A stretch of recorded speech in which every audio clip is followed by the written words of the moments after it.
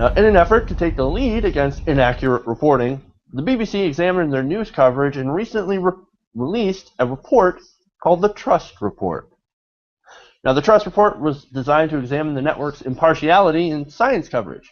The whole goal was pretty much to stay neutral on critical issues in order to stay actually fair and balanced, not Fox News fair and balanced. So what is the BBC doing now that they've released their Trust Report? Well, one of the points mentioned in the Trust Report is that same issue, the very issue of false balance, false equivalence. Now, a scientist says this, a climate skeptic says that, you decide who's right. Well, the BBC has decided to end that practice by curbing the amount of airtime given to people with anti-science viewpoints. Finally. In the Trust Report, it stated that, quote, science coverage does not simply lie in reflecting a wide range of views, but depends on the varying degree of prominence such views should be given. And this basically means that in order to be actually balanced, you need to have a lot more scientists on to counter the other side, and news organizations in America are simply not doing that. Remember, 97% of climate scientists agree climate change is happening. So for an actual balanced debate, you have to do what John Oliver did, actually, on his show. Get a whole bunch of scientists in a room to debate two guys who don't believe in climate change. Or you could do what the BBC is doing and drastically limit the amount of airtime anti-science people get. Now hold on, okay? So before the YouTube comments blow up about how the BBC is crushing dissenting opinion, they're actually not. Now the Trust Report states, the Trust would also like to reiterate that this does not mean that the critical opinion should be excluded, nor does it mean that scientific research shouldn't be properly scrutinized. That's very important. The BBC has a duty to reflect the weight of scientific agreement, but it also should reflect the existence of critical views appropriately. Audiences should be able to understand from the context and clarity of the BBC's output what weight to give to critical voices. So it's actually representing scientific consensus versus the critics. To me, this seems like they're actually trying to be really fair and balanced. If you have the facts and almost the entirety of the scientific community on your side, you should get more coverage, not less. Now, for me, this is something I think our media in America needs to look at doing. What do you guys think? All right, there we go. I had to unmute. I'm all for it as long as there's the understanding that it's during the actual news shows. And I'm gonna go ahead and profess my ignorance here. I'm not familiar enough with BBC programming to know how much news and how much commentary they have. And we have the opposite problem here in America, especially on Fox, where news and commentary bleed over. And Shep Smith's show is about the only show that comes close to being a news show on Fox. Everything else is just commentary that either pretends it's commentary or is honest about the fact that it's commentary. It's more like propaganda, but still. Okay, I'm trying to trying to not use the heavy language, but yeah, you're right. I can't argue with you. But that's I don't know why it sucks that we have to.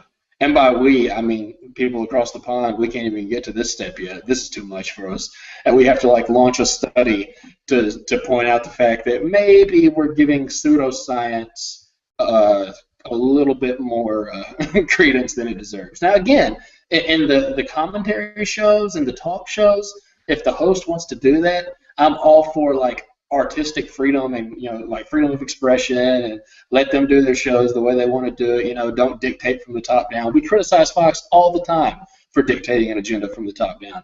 But for a network to come along, especially my understanding is the BBC gets a lot of public funding, for a network to then come and say, hey, whenever you're presenting the news, you should probably do it with a healthy dose of reality.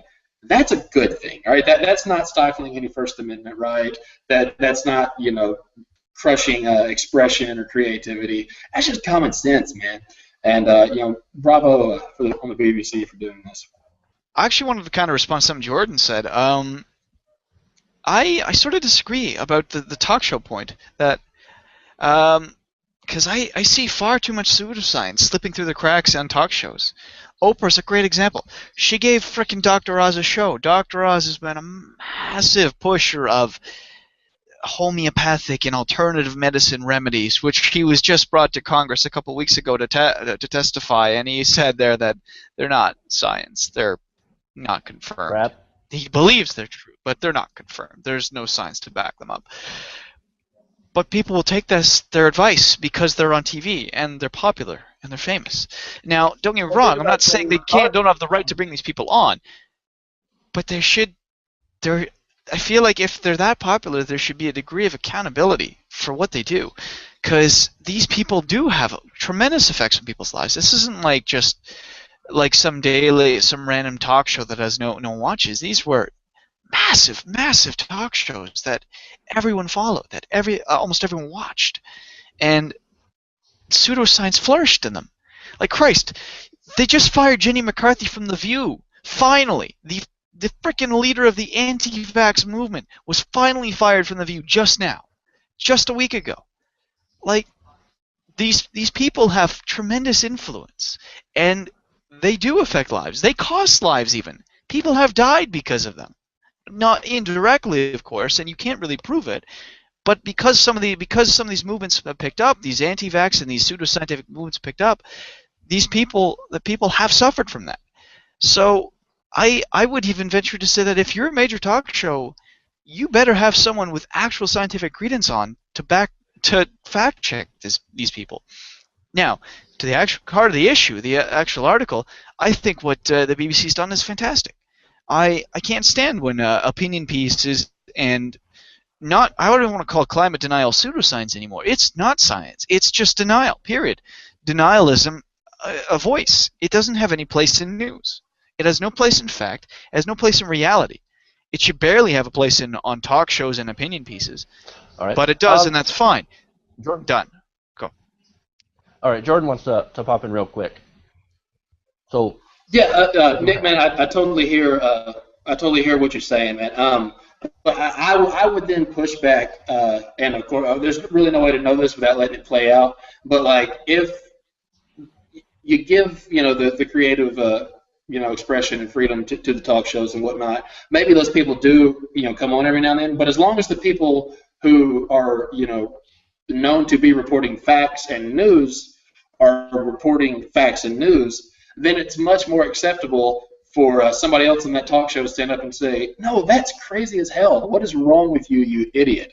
Whereas whenever you have the news people buying into the same and giving credence to the same craziness you see on the talk shows, it makes the people in the talk shows that much more credible and lets it gain that much more traction. But again, that's speculation on my part. I don't know of any data to back that up.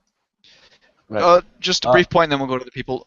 Jordan, I just want to say, if that's the case, I'll gladly compromise with you on that and say if the news has that effect on the talk shows, happy to compromise that. Okay, I'm done. All right, Becca, you ready to chime in?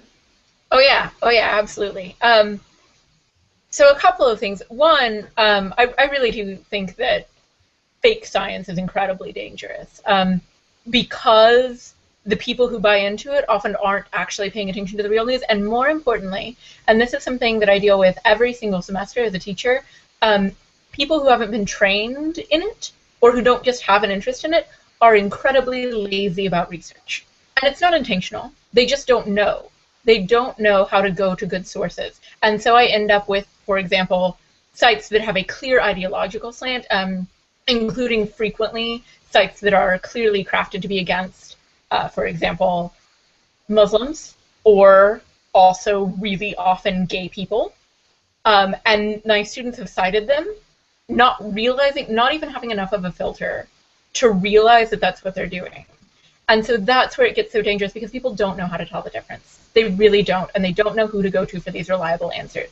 And so that laziness becomes so much more than just laziness.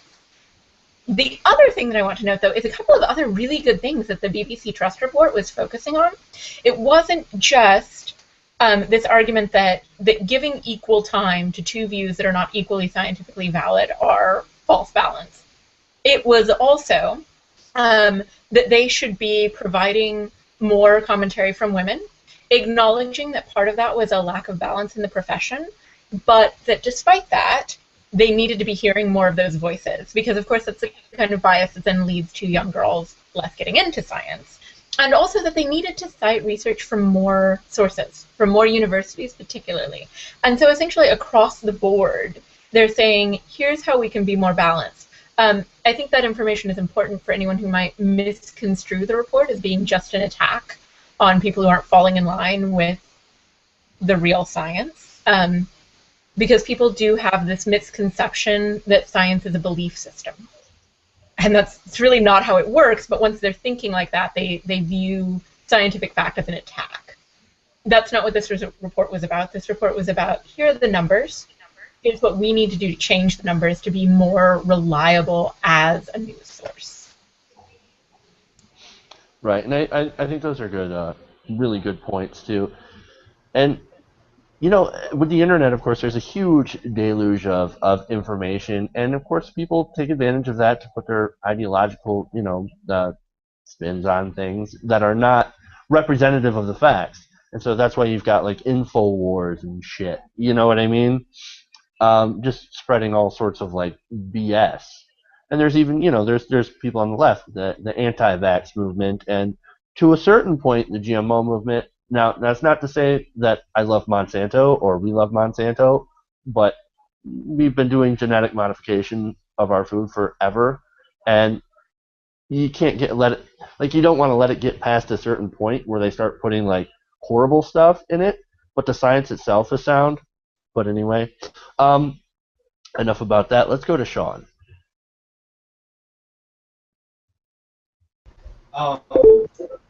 Yeah, in general, I don't agree with banning people because they have opposing views and all that. And No. They didn't ban them. They reduced the airtime. That's what are you doing? Like, calm down. In general, I don't agree with banning people who don't like agree with you or whatever. But that's not what BBC is doing, Jeffrey. They're actually trying to give proportional time to theories that are like based on the soundness of the science, which I think pretty much makes sense. Like I don't have any like real problem with it. I would much rather have when they have somebody that's not saying truthful things for the host to also say, well, actually this study proves that you're totally making shit up and stuff like that. So I would like that. Like I don't want it to be a straight-on debate atmosphere during a show. Like a separate debate is totally fine with me. Like the Ken Ham, Bill Nye thing, that's totally fine because that's separately a debate. But I don't want that to be like every TV show. It's like this scientist said this. This person who's not a scientist, but I'm not going to tell you that they're not a scientist, says this. You decide. Like I would like them to clearly like point out who they're having on, and they can limit them in any way that makes sense. I just don't agree in general with banning. And the thing is there's like the scientific debate on climate change isn't really about the what the cause is among the scientific community. Like the debate is like there is scientific debate on solutions. So I would hope they would focus more on the solutions debate rather than this old is climate change happening? What's the temperature of Mars? Yada yada yada, like stuff like that. It's cold out. Yeah. So I just wanted to be like I'm pretty much in agreement with what BBC is doing for the most part. Like I just want them to be journalists. Like more than limiting people, I would rather them just be journalists and go after people that are not telling the truth.